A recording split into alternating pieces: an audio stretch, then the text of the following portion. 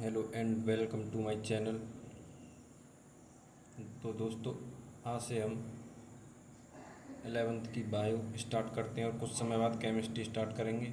अगर आप नीट के लिए बायो पढ़ना चाहते हैं या बोर्ड एग्ज़ाम्स के लिए बायो या केमिस्ट्री पढ़ना चाहते हैं तो हमारे चैनल से जुड़ सकते हैं और सब्सक्राइब करें अगर आपको और वीडियो देखनी हो तो, जिससे कि आपको अपडेट होता रहे।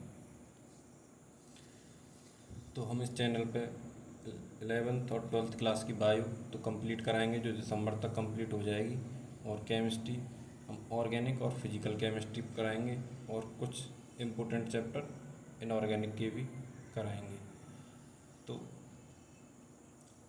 आज से हम बायो स्टार्ट करेंगे। जो क्लास 11th का पहला चैप्टर है बायोलॉजिकल क्लासिफिकेशन। बायोलॉजिकल क्लासिफिकेशन से हर साल नीट में 3 से 4 क्वेश्चन पूछे जाते हैं, इसलिए काफ़ी इम्पोर्टेंट चैप्टर है। कम से कम 20 नंबर ये चैप्टर नीट में अपने लिए रखता है, इसलिए इस चैप्टर को हम स्टार्ट कर रहे हैं। सबसे पहले इस चैप्टर का कुछ ओवरव्यू आपको समझा देता हूँ, जो इस प्रकार है कि इस चैप्टर में हम पहले पढ़ेंगे क्लासिफिकेशन कि कौन कौन से साइंटिस्ट आए, क्या क्या क्लासीफाई किया, ऑर्गेनिजम्स को कितने किंगडम में क्लासीफाई किया, 2 किंगडम, 3 किंगडम, 5 किंगडम क्लासिफिकेशन। उसके बाद किंगडम मोनेरा के बारे में पढ़ेंगे। जस्ट उसके बाद किंगडम प्रोटिस्टा, फिर किंगडम फंजाई, उसके बाद वायरस, वायरॉड और प्रियॉन्स के बारे में पढ़ेंगे और लास्ट टॉपिक लाइकेन होगा। तो दोस्तों, स्टार्ट करते हैं अपना पहला चैप्टर बायोलॉजिकल क्लासिफिकेशन। क्लासिफिकेशन काफ़ी समय से होता आ रहा था ऑर्गेनिजम्स का, लेकिन साइंटिफिक क्लासिफिकेशन नहीं था। उसका कोई बेस ऐसा नहीं था कि साइंटिफिक बेसिस पे क्लासिफिकेशन किया जा रहा हो। नॉर्मल क्लासिफिकेशन था, अपनी ज़रूरतों के अकॉर्डिंग क्लासीफाई करते थे ऑर्गेनिजम्स को, जैसे फूड, शेल्टर, क्लॉथिंग के अकॉर्डिंग क्लासीफाई कर दिया। लेकिन जो सबसे पहले साइंटिस्ट थे जिन्होंने साइंटिफिक बेसिस पे क्लासिफिकेशन स्टार्ट किया, वो थे अरिस्टोटल। अरिस्टोटल पहले ऐसे साइंटिस्ट थे जिन्होंने साइंटिफिक बेसिस पे क्लासिफिकेशन किया। और उनका बेसिस क्या था क्लासिफिकेशन का? उन्होंने सिंपल मॉर्फोलॉजिकल करेक्टर्स को लिया। मॉर्फोलॉजिकल करेक्टर्स यानी कि जो एक्सटर्नल करेक्टर जो हमें अपनी आँखों से दिखते हैं। एक्सटर्नल मतलब बाहरी करेक्टर्स जो हमें अपनी आँखों से देख सकते हैं। जैसे हमारे जो बॉडी, जो ह्यूमन होते हैं, उनके लिम्ब हो गए, लिम्स हो गए, आर्म्स, लिम्स, स्किन, हेयर्स, ये सब क्या हैं? हमारे एक्सटर्नल थिंग्स हैं, जो मॉर्फोलॉजिकल थिंग्स हैं, जो हमें बाहर से दिखाई देती हैं। अरिस्टोटल साहब ने प्लांट को 3 पार्ट्स में डिवाइड किया, ट्री, श्रब्स और हर्ब्स में। और एनिमल को रेड ब्लडेड, जो लाल रक्त रखते हैं, और ऐसे एनिमल जो लाल रक्त नहीं रखते हैं। 2 प्रकार के एनिमल डिवाइड किए। और प्लांट को 3 में, ट्री जो बड़े वृक्ष होते हैं, और श्रब्स जो मीडियम साइज होते हैं, और हर्ब्स जो छोटे, सबसे छोटे होते हैं हर्ब्स। उनके बाद जो साइंटिस्ट आए थे वो थे कैरोलस लीनस। कैरोलस लीनस साहब ने 2 किंगडम क्लासिफिकेशन दिया। 2 किंगडम क्लासिफिकेशन जिन्होंने, इसमें पहला था प्लांटी और दूसरा था एनिमेलिया। जब 2 किंगडम क्लासिफिकेशन दिया गया, उसमें कुछ ड्रॉबैक थे। ड्रॉबैक क्या थे? वो प्रोकैरियोट और यूकैरियोट को डिफ्रेंशिएट नहीं कर पा रहे थे, और यूनिसेलुलर, मल्टीसेलुलर को डिफ्रेंशिएट नहीं कर पा रहे थे। फोटोसिंथेटिक और नॉन फोटोसिंथेटिक को डिफ्रेंशिएट नहीं कर पा रहे थे। फोटोसिंथेटिक जैसे ग्रीन एल्गी, नॉन फोटोसिंथेटिक जैसे फंजाई, इनको डिफ्रेंशिएट नहीं कर पा रहे थे। लेकिन जो 2 किंगडम क्लासिफिकेशन था, इसमें ज़्यादातर ऑर्गेनिज्म किसी भी कैटेगरी में ना तो प्लांट में आ रहे थे, ना ही एनिमेलिया में आ रहे थे। लेकिन प्लांट और एनिमल जो किंगडम थे, वो कॉन्स्टेंटली जितने भी क्लासिफिकेशन हुए उनमें लगातार बने रहे। उसके बाद आते हैं R H Whittaker. R H Whittaker साहब ने 5 किंगडम क्लासिफिकेशन दिया, किसमें? 1962 में। ये डेट काफ़ी इंपॉर्टेंट है, आपको याद होनी चाहिए। इससे पहले भी नीट में क्वेश्चन आ चुका है, इसलिए आर एच विटेकर साहब ने 5 किंगडम क्लासिफिकेशन कब दिया था? 1969 में। इन्होंने, इनका पहला किंगडम था किंगडम मोनेरा, फिर किंगडम प्रोटिस्टा, किंगडम फंजाई, और किंगडम प्लांटी, और किंगडम एनिमेलिया। ये 5 किंगडम थे जो R.H. विटेकर के साहब के द्वारा 1969 में दिए गए।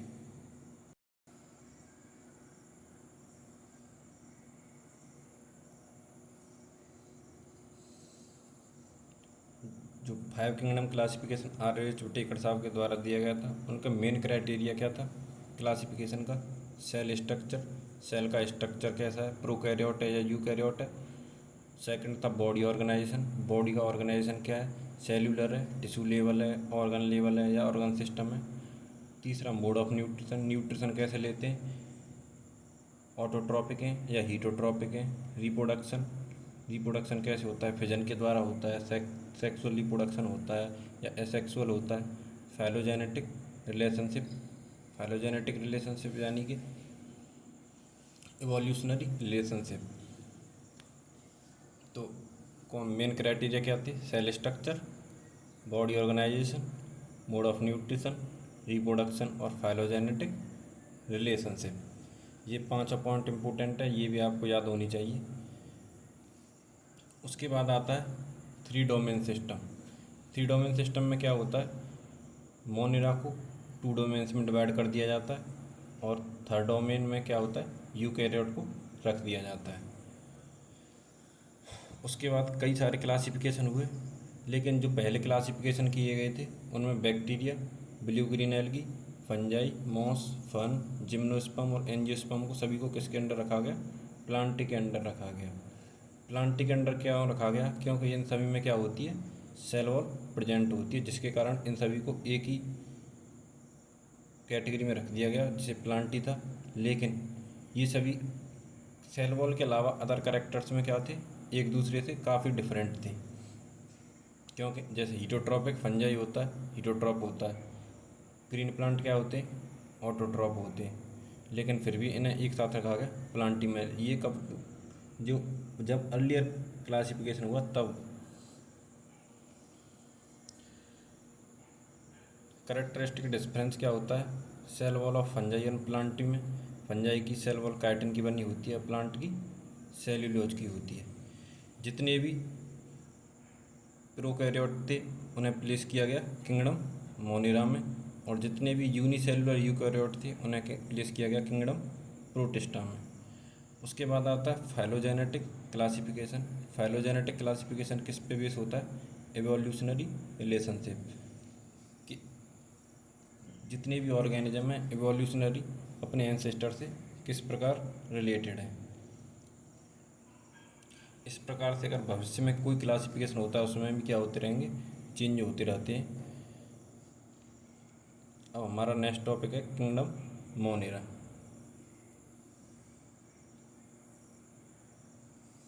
ये किंगडम मोनिरा, किंगडम मोनिरा इसका सोल मेंबर होता है बैक्टीरिया। सोल मेंबर इसका क्या होता है, बैक्टीरिया होता है। बैक्टीरिया क्या होता है, मोस्ट अबुंडेंट ऑर्गेनिज्म है। यह क्या होता है, ज़्यादातर बैक्टीरिया प्रत्येक जगह पाया जाएगा, कहीं भी हो सकता है, हॉट स्प्रिंग में, डेजर्ट्स में, स्नो में, डीप ओशियंस, जहाँ लाइफ पॉसिबल नहीं है वहाँ भी सर्वाइव कर सकता है। इसलिए क्या होते हैं, मोस्ट अबुंडेंट ऑर्गेनिज्म होते हैं। अकर ऑलमोस्ट एवरीवेयर, प्रत्येक जगह पाए जाते हैं ज़्यादातर। अगर आप हैंडफुल सॉइल, एक मुट्ठी मृदा लेंगे, एक मुट्ठी मिट्टी में भी ये क्या होंगे, कई सारे हंड्रेड, 100 सैकड़ों हो सकते हैं। Live in harshest habitat, harshest में हैबिटेट्स में क्या होते हैं, रहते हैं, जैसे hot spring, desert, snow, deep ocean, where few life form can survive. ऐसी जगह जहाँ पर बहुत कम लाइफ फॉर्म क्या करती हैं, सर्वाइव कर सकें। और ये दूसरे ऑर्गेनिजम्स में भी पाए जाते हैं, किसके रूप में, पैरासाइट के फॉर्म में पाए जाते हैं। पैरासाइट कौन होते हैं, जो दूसरे ऑर्गेनिज्म, अदर ऑर्गेनिजम्स पे डिपेंड करते हैं, उन्हें पैरासाइट कहते हैं। तो बैक्टीरिया एक तरह से क्या होते हैं, और जब अदर ऑर्गेनिज्म पे पाए जाएंगे तो पैरासाइट। बैक्टीरिया को डिवाइड किया गया 4 ग्रुप में, किसकी बेसिस पे, शेप के बेसिस पे, उनके आकार के बेसिस पे। बैक्टीरिया को 4 ग्रुप में डिवाइड किया गया शेप के बेसिस पे। पहले थे रोड शेप, बैसिलस। जो रोड शेप होते हैं उन्हें क्या कहा जाता है, बैसिलस। रोड शेप मतलब ऐसे,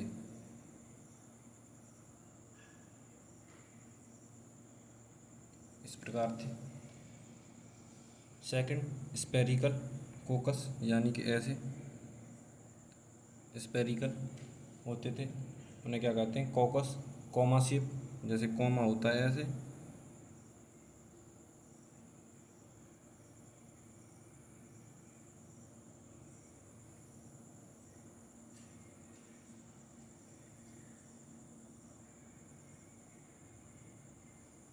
कॉमा शेप। और तीसरे स्पायरल शेप, जैसे ऐसे।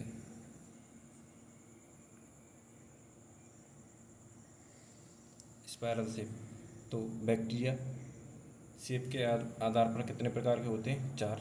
Rod shape, bacillus, spherical shape, coccus, comma shape, vibrium, spiral shape, spirillum. इनका स्ट्रक्चर इस प्रकार है, आपको दिखाते हैं अभी। ये 4 डिफरेंट शेप हैं बैक्टीरिया की।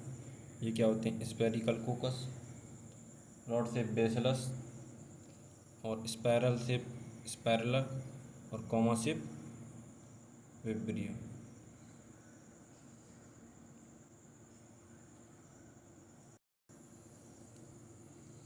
बैक्टीरिया सिंपल होते हैं, स्ट्रक्चर इनका सिंपल होता है, जैसे ये 4 प्रकार के होते हैं। और कॉम्प्लेक्स होते हैं किसमें? बिहेवियर में। स्ट्रक्चर बैक्टीरिया क्या होगा? सिंपल होगा। और कॉम्प्लेक्स क्या होगा? Behaviour. Bacteria as a group show करते हैं most extensive metabolic diversity. Metabolically ये क्या होते हैं? बहुत एक्सटेंसिव होते हैं, बायोट रूप में फैले हुए होते हैं, अगर मेटाबॉलिकली देखा जाए तो। बैक्टीरिया 2 प्रकार होते हैं, ऑटोट्रॉपिक और हीटोट्रॉपिक। ये इनका क्या है? मोड ऑफ न्यूट्रिशन है। ऑटोट्रॉपिक में फोटोसिंथेटिक ऑटोट्रॉप आते हैं और कीमोसिंथेटिक ऑटोट्रॉप आते हैं। और हीटोट्रॉपिक में कैसे आते हैं? ज़्यादातर बैक्टीरिया क्या होते हैं? हीटोट्रॉप होते हैं, जो डिपेंड करते हैं अदर ऑर्गेनिजम्स पे। जब ये अदर ऑर्गेनिज्म पे डिपेंड करते हैं तो उन्हें क्या कहते हैं? पैरासाइट। और जब डिपेंड करते हैं डेड ऑर्गेनिक मैटर पे फूड के लिए, उन्हें सेप्रोफाइट कहा जाता है। तो बैक्टीरिया 2 प्रकार के हो गए, ऑटोट्रॉपिक और हीटोट्रॉपिक। मोस्टली क्या होते हैं? हीटोट्रॉपिक होते हैं, जो दूसरे ऑर्गेनिजम्स पे खाने के लिए डिपेंड करते हैं। उसमें पैरासाइट और सेप्रोफाइट। बैक्टीरिया 2 टाइप के होते हैं, एक आर्कीबैक्टीरिया और यू बैक्टीरिया।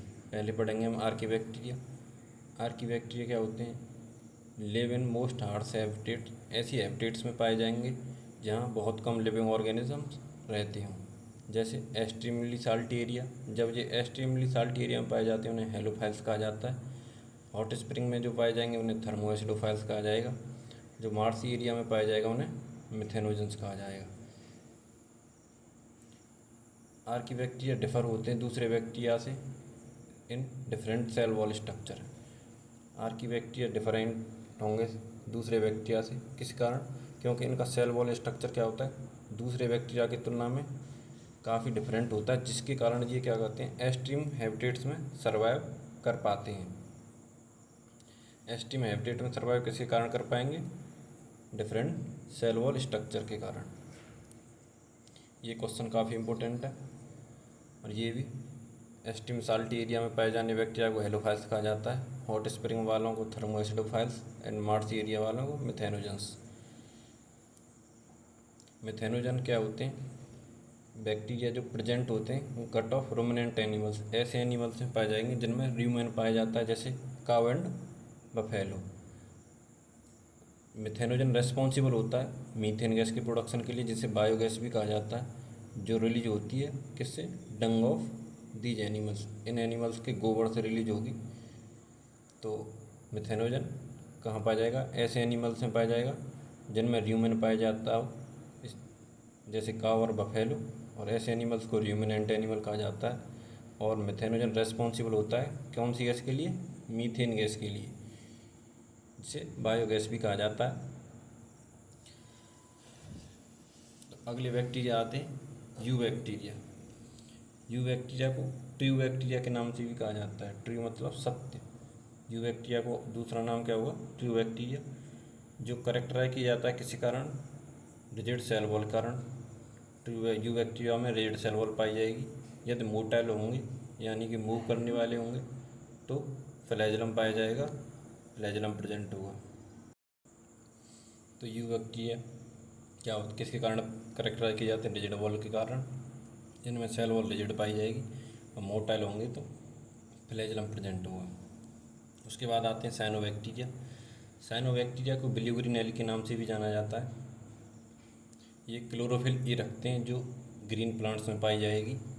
जैसे क्लोरोफिल एक साइनोबैक्टीरिया क्या रखेंगे? क्लोरोफिल ए सिमिलर होती है ग्रीन प्लांट्स में। जैसे ग्रीन प्लांट्स में जो क्लोरोफिल पाई जाएगी उसके जैसे ही क्लोरोफिल किस में पाई जाएगी? साइनोबैक्टीरिया में पाई जाएगी। साइनोबैक्टीरिया यूनिसेलुलर हो सकते हैं, कॉलोनियल हो सकते हैं और फिलामेंटस भी हो सकते हैं। यानी यूनिसेलुलर एक सेल वाले कॉलोनी के रूप में भी पाए जा सकते हैं और फिलामेंटस भी हो सकते हैं। ये रहते हैं कौन कौन से एरिया में? फ्रेश वाटर, जहाँ फ्रेश वाटर पाया जाता है वहाँ पाए जा सकते हैं। मैरीन वाटर वाली जगहों पर पाए जा सकते हैं और टेरेस्ट्रियल एल्गी भी कहते हैं इन्हें, यानी कि टेरेस्ट्रियल प्लेस पे भी पाए जा सकते हैं। जो साइनोबैक्टीरिया की कॉलोनी होती हैं वो सराउंडेड होती हैं जिलेटिनस शीथ के द्वारा, यानी कि साइनोबैक्टीरिया जो होते हैं इनकी कॉलोनी सराउंडेड होंगी किसके द्वारा? जिलेटिनस शीथ के द्वारा। जैसे ये कोई साइनोबैक्टीरिया है, जैसे ये साइनोबैक्टीरिया है कोई, तो इनकी जो कॉलोनी होंगी वो सराउंडेड होंगी ऐसी किसी शीथ के द्वारा, जिसे क्या कहते हैं? जिलेटिनस शीथ कहते हैं। उसके बाद colony surrounded by gelatinous sheath, they often form Bloom in polluted water body. यह क्या करते हैं? ब्लूम्स फॉर्म कर देते हैं पॉल्यूटेड वाटर बॉडीज़ में। जो पॉल्यूटेड वाटर होता है जहाँ ये साइनोबैक्टीरिया पाए जाएंगे वहाँ क्या फॉर्म कर देते हैं? ये ब्लूम। ये फिक्स करते हैं एटमॉस्फेयर के नाइट्रोजन को स्पेशलाइज सेल के द्वारा, जिसे हेटेरोसिस्ट कहा जाता है। एग्जाम्पल है इसके एनाबिनॉल, नॉस्टॉक, ये आपको एग्जाम याद होने चाहिए। इस पॉइंट को दोबारा समझते हैं। जो साइनोबैक्टीरिया होते हैं नाइट्रोजन, जो एटमॉस्फेयर में जो नाइट्रोजन पाई जाती है उसको डायरेक्टली कन्वर्ट कर देते हैं किसके द्वारा? हेटेरोसिस्ट के द्वारा। फिक्स कर देंगे एटमॉस्फेयर के नाइट्रोजन को हेटेरोसिस्ट के द्वारा। एग्जाम्पल है इसके एनाबिनाइन, नॉस्टॉक। हेटेरोसिस्ट क्या होता है अभी बताते हैं आपको। जैसे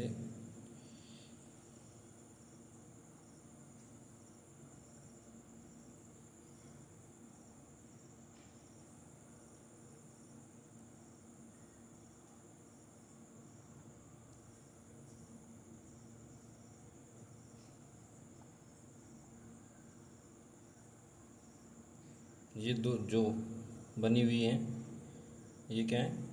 हेटेरोसिस्ट हैं। जैसे कोई ये बैक्टीरिया है,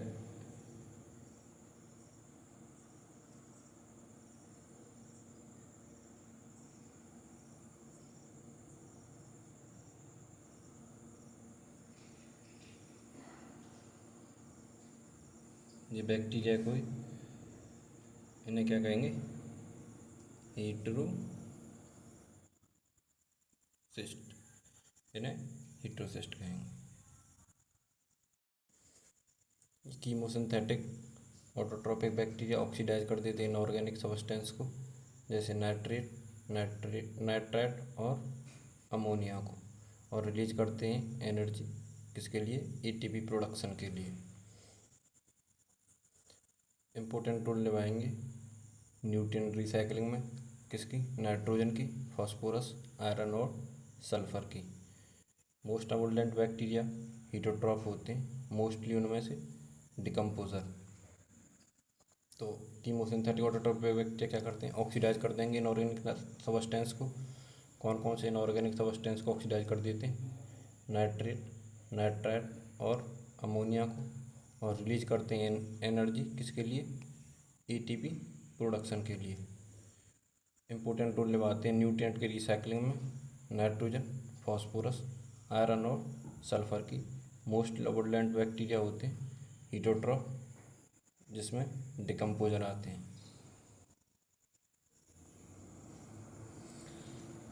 ये सिग्निफिकेंट इम्पैक्ट करते हैं ह्यूमन अफेयर्स पे।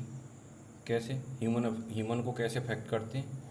ये दूध से दही बनाने में काम आते हैं, एंटीबायोटिक्स के प्रोडक्शन में काम आते हैं, और फिक्स करते हैं एटमॉस्फेरिक नाइट्रोजन को लेग्यूम रूट्स में। सिग्निफिकेंट इम्पैक्ट करेंगे ह्यूमन अफेयर्स को, ह्यूमन को अफेक्ट करते हैं कैसे?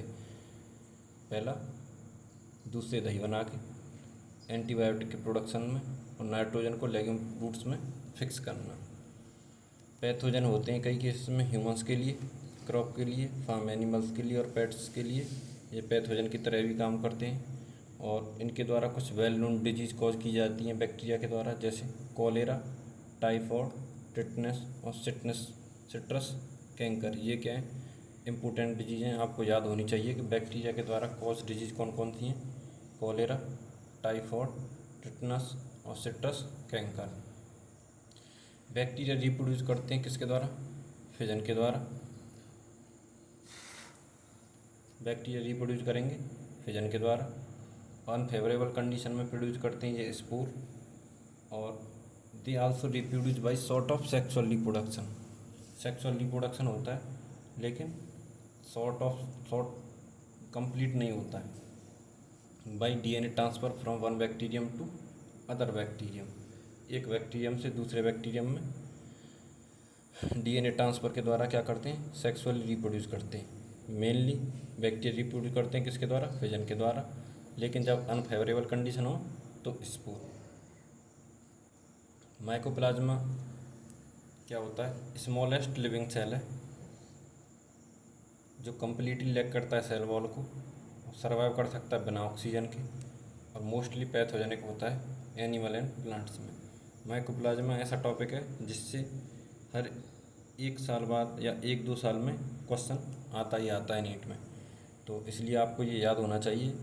माइकोप्लाज्मा स्मॉलेस्ट लिविंग सेल होती है और completely lack cell wall. Cell wall क्या होती है?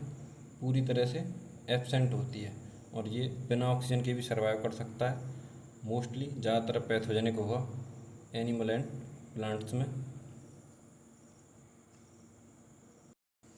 ये टेबल है RH विटेकर की क्लासिफिकेशन की, जो आपको पता होनी चाहिए। जैसे इसमें cell type, cell wall, nuclear membrane, body organisation, mode of nutrition क्या है, ये करेक्टर है।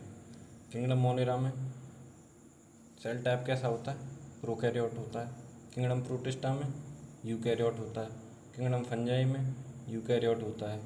किंगडम प्लांटी में यूकैरियोट होता है। किंगडम एनिमेलिया में यूकैरियोट होता है। दूसरा करेक्टर सेल वॉल। जो किंगडम मोनेरा होते हैं इनमें नॉन सेल्यूलोजिक होती हैं, यानी कि सेल्यूलोज की सेल वॉल नहीं होती है। तो किसकी पाई जाएगी? पॉलीसैकेराइड और अमीनो एसिड की सेल वॉल पाई जाती है किंगडम मोनेरा में। किंगडम प्रोटिस्टा में कुछ में प्रेजेंट होती है सेल वॉल। किंगडम फंजाई में काइटिन की होती है। किंगडम प्लांटी में सेल्यूलोज की होती है, और एनिमल में एब्सेंट होती है। अब आते हैं अगले करेक्टर की तरफ, जो क्या है? Nuclear membrane. किंगडम मोनेरा में न्यूक्लियर मेम्ब्रेन कम्प्लीटली एब्सेंट होती है। किंगडम प्रोटिस्टा में प्रेजेंट होती है। किंगडम फंजाई में न्यूक्लियर मेम्ब्रेन प्रेजेंट होगी, प्लांटी में प्रेजेंट होगी, और एनिमेलिया में भी न्यूक्लियर मेम्ब्रेन प्रेजेंट होगी।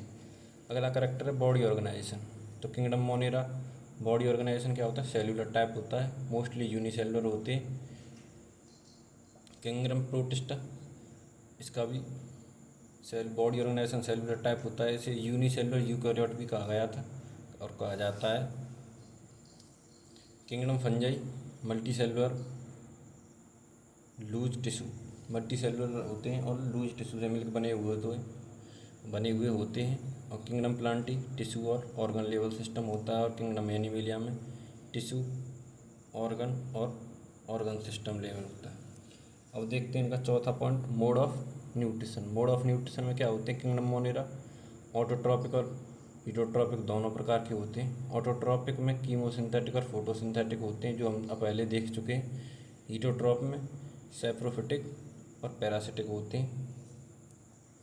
किंगडम प्रोटिस्टा ये क्या होते हैं? ऑटोट्रॉपिक होते हैं। ऑटोट्रॉपिक में कौन से होंगे? फोटोसिंथेटिक होंगे और हीटोट्रॉप होते हैं। किंगडम फंजाई हीटोट्रॉपिक होती है, ये सैप्रोफिटिक और पैरासिटिक होती है। सैप्रोफिटिक कौन से होते हैं? जो डेड और डिकेइंग ऑर्गेनिजम्स पे डिपेंड करते हैं, डेड और डिके हुए मैटर पे डिपेंड करते हैं, वो सैप्रोफाइट कहते हैं। और पैरासिटिक कौन से होते हैं? जो अदर लिविंग ऑर्गेनिजम्स पे फूड के लिए डिपेंड करते हैं। किंगडम प्लांट ये क्या होते हैं? ऑटोट्रॉपिक होते हैं। ऑटोट्रॉप में फोटोसिंथेटिक ऑटोट्रॉप, जो अपना भोजन स्वयं बनाते हैं और अपना खाना स्वयं बनाते हैं। किंगडम एनिमेलिया ये हीटोट्रॉपिक होते हैं, खाने के लिए दूसरे ऑर्गेनिजम्स पे डिपेंड होते हैं। इनका मोड ऑफ न्यूट्रिशन होलोजोइक और सैप्रोफिटिक होते हैं। होलोजोइक यानी कि फूड को इंगल्फ करके खाना, निगलना, हीटोट्रॉपिक। तो आज हमारा किंगडम मोनेरा तक बायोलॉजिकल क्लासिफिकेशन कंप्लीट होता है। और इस चैप्टर को 2 दिन और लगेंगे कंप्लीट करने के लिए।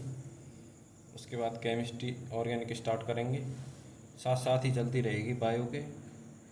तो चैनल को सब्सक्राइब कर लें, जिससे आपको अपडेट मिलता रहे। इस चैनल पर नीट के बारे में आपको पूरी जानकारी मिलेगी और कोशिश करेंगे हम आईआईटी के बारे में आपको जानकारी तो प्रोवाइड कर ही सकें। और केमिस्ट्री तो जितनी नीट में आती है मोस्टली उतनी आईआईटी में पूछी जाती है। मेंस का सिलेबस तो कम्प्लीटली सेम ही होता है, तो इसलिए चैनल को सब्सक्राइब कर लें। Thank you for watching video. धन्यवाद।